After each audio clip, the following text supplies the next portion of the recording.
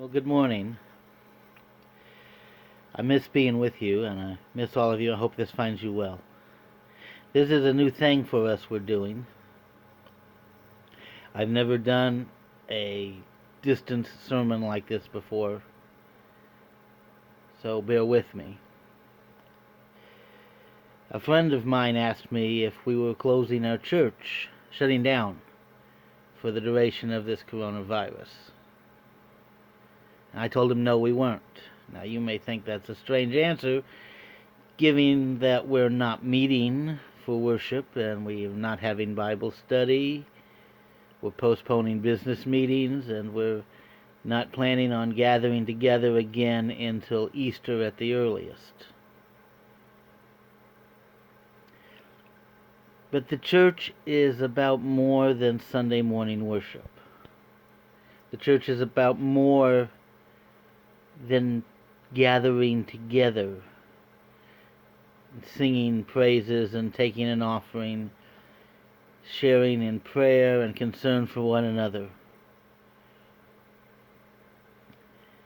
How do we continue to be the church during this time of crisis? During this time when we have chosen not to meet because it is the right thing to do for the safety of our members, for the safety of our community.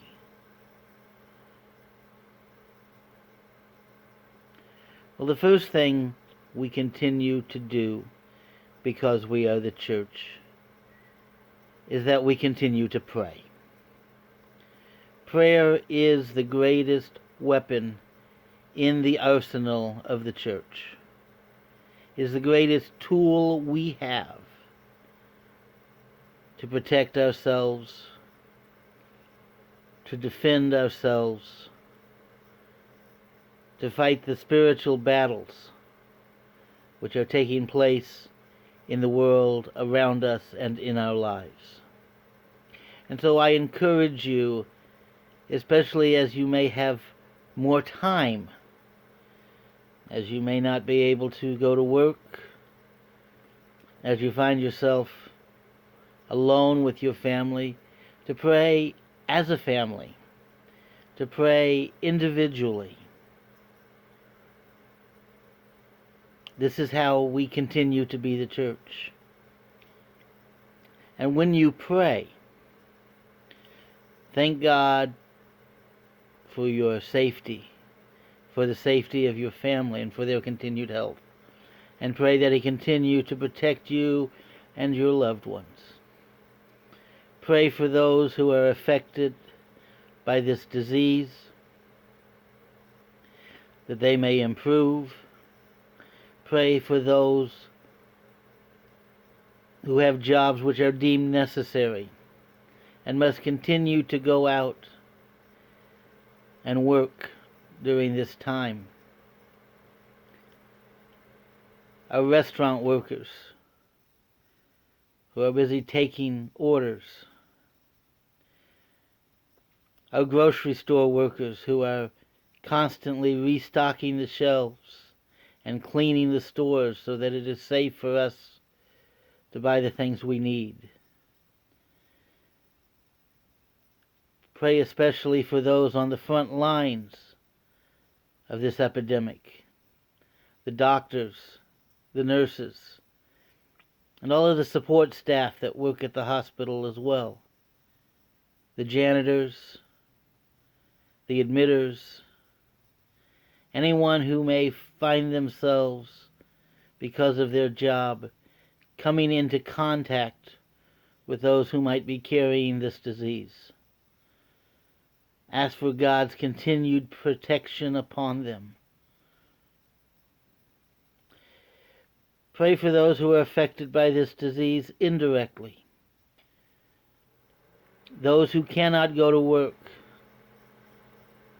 and who wonder where their next paycheck is coming from. And because of that, where their next meal or their next rent payment or utility payment will come from.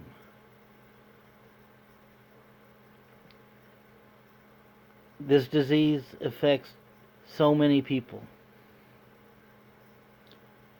We are doing the right thing by not gathering. I know we miss one another. The sad news is that with a disease such as this, with a pandemic, we never know if we're overreacting, and we will never know if we have overreacted if we stay safe. However, we will know if we have not done enough, if the disease spreads in this country as it has spread in China and Iran and Italy. So it is our duty, not just as Americans, but as Christians, who love one another and who show our love for the world, by making this small sacrifice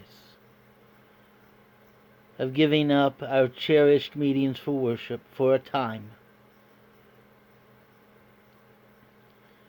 Now, I said prayer was the first thing we do to remain the church, to continue our work as the church. What else can we do? Well, we can study the scriptures. Again, maybe more than we usually do, because maybe we have more time than we usually find ourselves having. And if you don't have a Bible in your house, if you're watching this video, you obviously have access to the internet. And you can find Bibles online and download them onto your phone. You can even download Bibles that are audio Bibles, where someone else will read the words to you. And you can download Bible study guides. You can Google your questions. Or you can send them to me by text message or by email. We have, in this day and age, technology that allows the church to communicate, to stay together, even when we cannot gather physically in one place. So I encourage you to take advantage of that. Another thing we do regularly at church that we are not doing currently, but we can, is our offering. Now, I know we cannot pass the plate.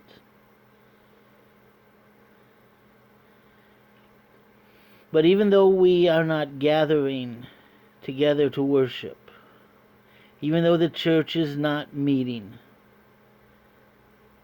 many of our expenses remain.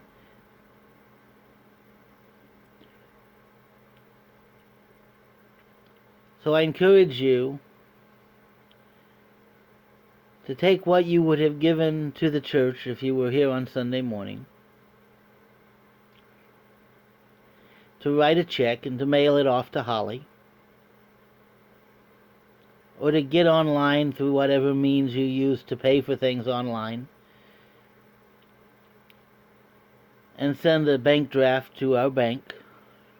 If you need information for that, I'm sure Holly can give it to you. But we need to remember that the church continues to be in need of financial support, even though we are not meeting. And that our call to support the church remains unchanged, even though we are not meeting together.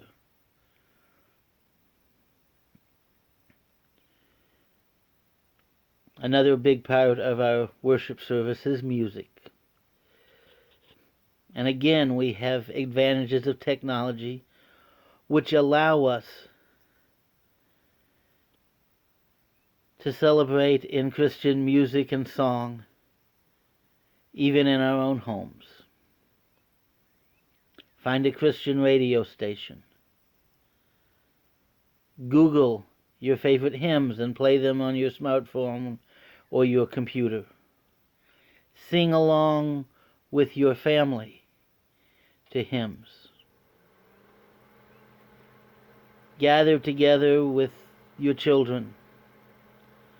Read the Bible. Pray together. Perhaps even listen to this message as a family. I know it's not the same. And I know we miss seeing one another face to face. But we will see each other face to face soon. And we will gather together in worship and celebration and praise of God soon. But until that time, I encourage you to worship the Lord where you are. To worship the Lord as part of the church where you are. Sing praises, study the Scripture, and offer prayers.